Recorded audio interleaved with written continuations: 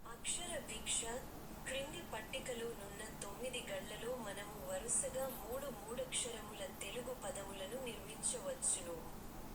కాగా ఆ 3 పదముల చివరి 2 అక్షరములను మాత్రమే పట్టికలో ఇచ్చి మొదటి అక్షరమును ఖాళీగా ఉంచుట జరిగినది. ఖాళీలలో ఉండవలసిన ఆ మొదటి అక్షరములేమిటో పట్టికకు ఇరువైపులా ఉన్న తెలుగు మరియు ఇంగ్లీష్ పదముల ఆధారముల ద్వారా కనుగొని 2 నిముషములలోగా పూరించండి. ఒకవేళ 2 నిముషములలోగా మీరు పూరించలేని ఎడల అటుపై మేము పూరించి సమస్యను పరిష్కరించగలము.